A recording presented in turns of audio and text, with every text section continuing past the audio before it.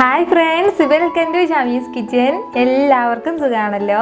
ഇന്ന് നമ്മൾ തയ്യാറാക്കുന്നത് പഴം കൊണ്ട് വളരെ ടേസ്റ്റി ആയിട്ടുള്ള നല്ലൊരു ഈവനിംഗ് സ്നാക്സ് ആണ്. സിമ്പിൾ ആയിട്ട് പെട്ടെന്ന് തയ്യാറാക്കി എടുക്കാവുന്നേ ഉള്ളൂ. നമുക്കിത് വളരെ ടേസ്റ്റിയാണ്. എന്നാൽ ശരി നമുക്കിത് എങ്ങനെയാണ് ഉണ്ടാക്കുന്നതെന്ന് നോക്കാം. പിന്നെ ഒരു കാര്യം കൂടി, നമ്മുടെ ഷമീസ്കിച്ചൻ ചാനൽ ഇതുവരെ സബ്സ്ക്രൈബ് ചെയ്യാത്തവരുണ്ടെങ്കിൽ പ്ലീസ് ഒന്ന് സബ്സ്ക്രൈബ് ചെയ്തേക്കണേ. ആ ഷമീസ്കിച്ചൻ്റെ തൊട്ടടുത്തുള്ള ചുമന്ന ബട്ടൺ ഒന്ന് ക്ലിക്ക് ചെയ്യുക. കൂടെ തന്നെ തൊട്ടടുത്തുള്ള ബെല്ലൈക്കൺ കൂടി, എങ്കിൽ മാത്രമേ ഞാൻ അപ്ലോഡ് ചെയ്യുന്ന വീഡിയോസ് എല്ലാം നിങ്ങൾക്ക് കറക്റ്റ് ആയിട്ട് നോട്ടിഫിക്കേഷൻ ലഭിക്കത്തുള്ളൂ. എന്നാൽ ശരി നമുക്കിനി വീഡിയോയിലേക്ക് പോകാം. അപ്പോൾ നമ്മുടെ ഈ സ്നാക്സ് തയ്യാറാക്കാൻ വേണ്ടിയിട്ട് നമുക്ക് മെയിനായിട്ട് വേണ്ടത് പഴമാണ്. ഞാനിപ്പോൾ മോറീസ് പഴമാണ് എടുത്തിട്ടുള്ളത്, 3 എണ്ണം എടുത്തിട്ടുണ്ട്. അപ്പോൾ മോറീസ് പഴം ഇല്ലയെന്നുണ്ടെങ്കിൽ പകരം നമുക്കിത് നേന്ത്രപ്പഴത്തിലും തയ്യാറാക്കാവുന്നതേ ഉള്ളൂ. അതിലും വളരെ ടേസ്റ്റി ആയിട്ട് തന്നെയാണ് നമുക്ക് കിട്ടുന്നത്. അപ്പോൾ ഈ 3 പഴവും നമുക്ക് ചെറിയ പീസായിട്ടൊന്ന് കട്ട് ചെയ്ത് മാറ്റാം.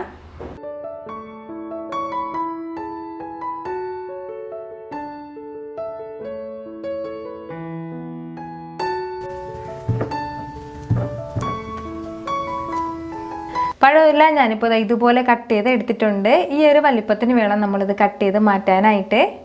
ഇനി നമുക്ക് വേണ്ടത് ഈ പഴത്തിൻ്റെ സെൻറ്ററിലായിട്ട് ഒരു ചെറിയൊരു ഹോൾ ഉണ്ടാക്കുക എന്നുള്ളതാണ്. ഒരു കത്തി വെച്ചിട്ട് ചെറുതായിട്ടൊന്ന് കുഴിച്ചിട്ട് ആ ചെറിയൊരു ഹോൾ ഉണ്ടാക്കിയാൽ മതിയാവും. ഇതുപോലെ ചെറിയൊരു കത്തി വെച്ചിട്ട് നമ്മൾ ചെറുതായിട്ട് സെൻറ്ററിൽ നിന്ന് വരഞ്ഞു കൊടുക്കുകയാണെന്നുണ്ടെങ്കിൽ ചെറിയൊരു ഹോൾ പോലെ നമുക്ക് കിട്ടും. അപ്പോൾ അതിനുള്ള പീസ് അങ്ങ് എടുത്ത് മാറ്റിയാൽ മതിയാവും. ഈ ഒരു രീതിയിൽ ഒരുപാട് താഴ്ത്തി നമ്മൾ ഹോൾ എടുക്കണമെന്ന് ആവശ്യമില്ല, ചെറിയൊരു രീതിയിൽ മതിയാവും. ഇപ്പോൾ ഞാൻ ഇതുപോലെയാണ് എടുത്തിട്ടുള്ളത്. അപ്പോൾ നമ്മൾ നേന്ത്രപ്പഴത്തിൽ ചെയ്യുകയാണെന്നുണ്ടെങ്കിലും ഈ രീതിയിൽ ചെയ്താൽ മതിയാവും. ഇതുപോലെ എല്ലാ പഴവും നമുക്ക് ഹോൾ ചെയ്ത് മാറ്റി വെക്കാം. അതിനുശേഷം നമുക്ക് ഇതിനുള്ളിലേക്ക് ഫില്ല് ചെയ്യേണ്ട ഫില്ലിങ് റെഡിയാക്കി എടുക്കണം.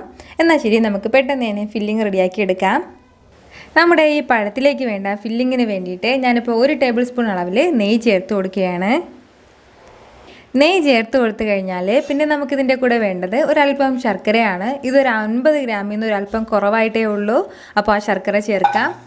ഇതിപ്പോൾ കല്ലില്ലാത്ത ശർക്കര ആയതിൻ്റെ പേരിലാണ് ഞാൻ അങ്ങനെ ചേർത്തത്. കല്ലുള്ള ശർക്കരയാണെന്നുണ്ടെങ്കിൽ ഒരല്പം വെള്ളം ഒഴിച്ചിട്ട് ചെറുതായിട്ടൊന്ന് ഉരുക്കിയ ശേഷം ഒന്ന് അരിച്ച് വേണം ചേർക്കാനായിട്ട്. ഇനി ഈ ശർക്കര ചെറുതായിട്ടൊന്ന് നമുക്ക് മെൽറ്റ് ചെയ്തെടുക്കാം. അധികം സമയമൊന്നും നമുക്കിത് ചൂടാക്കേണ്ട ആവശ്യമില്ല. ശർക്കര ചെറുതായിട്ടൊന്ന് ഉരുക്കി തുടങ്ങിയാൽ പിന്നെ നമുക്കിതിൻ്റെ കൂടെ ചേർക്കേണ്ടത് തേങ്ങയാണ്. ചിരകിയ തേങ്ങ, ഒരു 1/2 കപ്പ് അളവിൽ തേങ്ങ എടുത്തിട്ടുണ്ട്. അതുകൂടി ചേർത്തിട്ട് നല്ലതുപോലെ ഒന്ന് മിക്സ് ചെയ്തെടുക്കാം. ഈ തേങ്ങയെല്ലാം നമുക്ക് നല്ലതുപോലെ ഒന്ന് മിക്സ് ചെയ്ത് കൊടുക്കാം. നന്നായിട്ട് ഈ ശർക്കരയൊക്കെ കൂടെ ചേർന്നിട്ട് വരുന്ന ആ ഒരു രീതിയിലൊന്ന് മിക്സ് ചെയ്ത് കൊടുത്താൽ മതിയാവും. എല്ലാം 1 മിനിറ്റിനുള്ളിൽ തീരുന്ന ഒരു കാര്യമാണ്. ഒരുപാട് സമയത്തിൻ്റെ ഒന്നും ആവശ്യമില്ല ഈ മിക്സ് തയ്യാറാക്കാനായിട്ട്.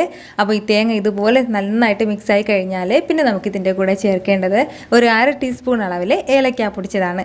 അപ്പോൾ ഏലക്കയുടെ നല്ലൊരു ഫ്ലേവറില്ല നമുക്കിതിൻ്റെ കൂടെ കിട്ടും. അപ്പോൾ നിങ്ങൾക്ക് വേണമെന്നുണ്ടെങ്കിൽ ഇതിൻ്റെ കൂടെ കുറച്ച് നട്ട്സിൻ്റെ പൊടിയൊക്കെ ചേർക്കുകയാണെന്നുണ്ടെങ്കിൽ വേറൊരു പ്രത്യേക ടേസ്റ്റ് ആയിട്ടുണ്ടാവും. അപ്പോൾ എപ്പോഴും നമ്മുടെ വീട്ടിലെ നട്ട്സ് ഒന്നും കാണത്തില്ല. അതിൻ്റെ പേരിലാണ് ഞാൻ ഈ ഒരു രീതിയിൽ ചെയ്തിട്ടുള്ളത്. അപ്പോൾ ഇതെല്ലാം ചേർത്തിട്ട് നന്നായിട്ടൊന്ന് മിക്സ് ചെയ്ത് എടുത്തിട്ടുണ്ട്. നമ്മുടെ ശർക്കര എല്ലാം ഇപ്പോൾ നന്നായിട്ട് മെൽറ്റായിട്ട് വന്നിട്ടുണ്ട്. ഇത് ഇത്രയും മതിയാവും. നമുക്കിനി ഫ്ലെയിം ഓഫ് ചെയ്യാം. അപ്പോൾ നമ്മുടെ പഴത്തിനുള്ളിൽ വെക്കേണ്ട ഫില്ലിങ് റെഡി ആയിട്ടുണ്ട്. ഇനി നമുക്കിത് പെട്ടെന്ന് തന്നെ ഇത് തയ്യാറാക്കിയെടുക്കാം. ഇനി ഇതിലേക്ക് വേണ്ട കുറച്ച് കാര്യങ്ങൾ ഞാനിവിടെ എടുത്ത് വെച്ചിട്ടുണ്ട്. അപ്പോൾ ഇത് വന്നിട്ട് ഒരു 1/4 കപ്പ് അളവിൽ മൈദാമാവും കുറച്ച് വെള്ളവും കൂടി ചേർത്തിട്ട് മിക്സ് ചെയ്ത് വെച്ചിരിക്കുന്നതാണ്. പിന്നെ ഒരു 2 മുട്ട ബീറ്റ് ചെയ്ത് വെച്ചിട്ടുണ്ട്. കൂടെ തന്നെ ഒരു 5 ബ്രെഡ് ക്രംസ് ചെറുതായിട്ട് പൊടിച്ചിട്ട് വെച്ചിരിക്കുകയാണ്. പിന്നെ നമ്മൾ തയ്യാറാക്കി എടുത്ത് വെച്ച നമ്മുടെ ഫില്ലിംഗ് ആണിത്. അതുപോലെ തന്നെ നമ്മുടെ ഈ പഴവും എടുത്ത് വെച്ചിട്ടുണ്ട്. ഇത് ഇത്രയുമാണ് നമുക്കിനി ഫ്രൈ ചെയ്യാൻ വേണ്ടിയിട്ട് ആവശ്യമായിട്ടുള്ളത്. ഇനി നമ്മൾ നേരത്തെ പറഞ്ഞതുപോലെ തന്നെ ഈ പഴത്തിനുള്ളിലേക്ക് നമ്മുടെ ഈ ഫില്ലിംഗ് എല്ലാം വെക്കാവുന്ന.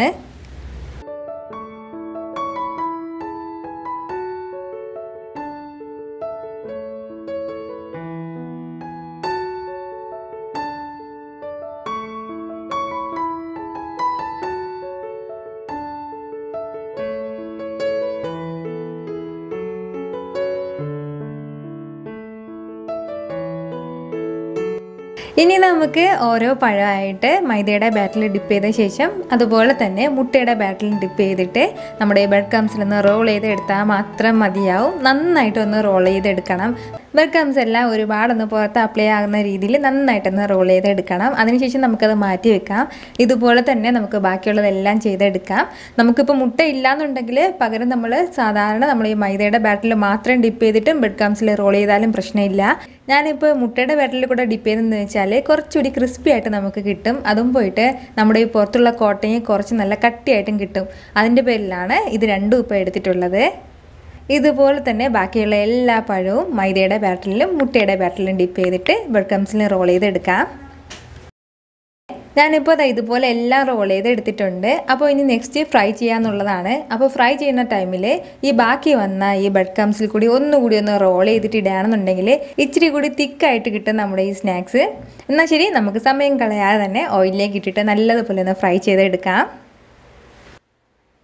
ഫ്ലെയിം ഒന്ന് മീഡിയത്തിൽ വെച്ചിരുന്നാൽ മതിയാവും. ഹൈ ഫ്ലെയിമിൽ വെക്കണ്ട. ഹൈ ഫ്ലെയിമിൽ വെക്കുകയാണെന്നുണ്ടെങ്കിൽ ബ്രെഡ് ആയതിൻ്റെ പേരിൽ പെട്ടെന്ന് അത് കരിഞ്ഞിട്ട് പോകും. അതിൻ്റെ പേരിൽ ഒരു മീഡിയം ഫ്ലെയിമിൽ വെച്ചിട്ട് വേണം നമ്മളിത് ഫ്രൈ ചെയ്തെടുക്കാനായിട്ട്. പിന്നെ ഒരുപാട് ബ്രൗൺ കളറിലാവേണ്ട ആവശ്യമില്ല. ഇച്ചിരി ലൈറ്റ് ആയിട്ടുള്ള ഒരു ഗോൾഡൻ കളർ വന്നാൽ ഉടനെ തന്നെ നമുക്കിത് എടുക്കാം. അപ്പോഴാണ് ഇത് കാണാനൊരു പ്രത്യേക ഭംഗിയായിട്ടുള്ളത്. അതിൻ്റെ പേരിൽ നമ്മളിത് ഒരുപാട് ബ്രൗൺ കളർ ആക്കേണ്ട ആവശ്യമില്ല. കുറച്ച് സമയം ഒന്ന് ഫ്ലെയിമിലിട്ട് നല്ലതുപോലെ ഒന്ന് ഫ്രൈ ചെയ്തെടുത്താൽ മതിയാവും. ഒരു പ്രത്യേക ടേസ്റ്റിലുള്ളൊരു ബനാന സ്നാക്സാണിത്. അപ്പോൾ ഞാൻ പറഞ്ഞിരുന്നല്ലോ, ഈ പഴം തന്നെ എടുക്കണമെന്ന് ആവശ്യമില്ല. നേന്ത്രപ്പഴം ആയാലും അതായാലും മതിയാവും. കുട്ടികൾക്കും വലിയവർക്കും എല്ലാം ഒരുപോലെ ഇഷ്ടമാവുന്ന നല്ലൊരു 4 മണി പലഹാരമാണിത്. സിമ്പിളായിട്ട് നമുക്ക് തയ്യാറാക്കി എടുക്കാവുന്നതേ ഉള്ളൂ. പ്രത്യേകിച്ച് ഒരു ഫംഗ്ഷനൊക്കെ വരുമ്പോഴത്തേക്കും, അല്ലാന്നുണ്ടെങ്കിൽ വിരുന്നുകാരൊക്കെ വരുമ്പോഴത്തേക്കും അവർക്ക് ഇതുപോലൊരു സ്പെഷ്യലായിട്ട് നമുക്കിത് തയ്യാറാക്കി കൊടുക്കാവുന്നതാണ്. അപ്പോൾ ഇതിനുള്ളിലെ ഫില്ലിംഗ് എല്ലാം നമ്മുടെ ഇഷ്ടത്തിനനുസരിച്ച് മാറ്റിയൊക്കെ ചെയ്യാൻ ഞാൻ നേരത്തെ പറഞ്ഞിരുന്നല്ലോ. നട്ട്സൊക്കെ വേണമെന്നുണ്ടെങ്കിൽ നമുക്കത് ചേർക്കാം. അപ്പോൾ ഇത്രയേ ഉള്ളൂ. നമ്മുടെ വളരെ ടേസ്റ്റി ആയിട്ടുള്ള ബനാന സ്നാക്സ് സൂപ്പറായിട്ട് റെഡി ആയിട്ടുണ്ട്. നിങ്ങൾ ഇതുവരെ ഇതുപോലെ ട്രൈ ചെയ്തിട്ടില്ല എന്നുണ്ടെങ്കിൽ ഒന്ന് ട്രൈ ചെയ്ത് നോക്കണം. നിങ്ങൾക്കിത് നന്നായിട്ട് ഇഷ്ടമാവും. അപ്പോൾ ഈ വീഡിയോ ഇഷ്ടമായിട്ടുണ്ടെന്നുണ്ടെങ്കിൽ ഇതൊന്ന് ലൈക്ക് ചെയ്യാനും ഇത് മറ്റുള്ളവർ കാണണമെന്ന് ആഗ്രഹിക്കുന്നുണ്ടെങ്കിൽ നിങ്ങളുടെ ഫ്രണ്ട്സിനും ഫാമിലിക്കും എല്ലാവർക്കും ഒന്ന് ഷെയർ ചെയ്ത് കൊടുക്കാനും മറക്കരുത്. വീണ്ടും നല്ലൊരു ഉഷാറ് വീഡിയോ ഞാൻ വരുന്നതായിരിക്കും. അതുവരേക്കും എല്ലാവരും ഹാപ്പി ആയിട്ടിരിക്കുക, സന്തോഷമായിട്ടിരിക്കുക, ചിരിച്ചുകൊണ്ടിരിക്കുക. Take care dear friends.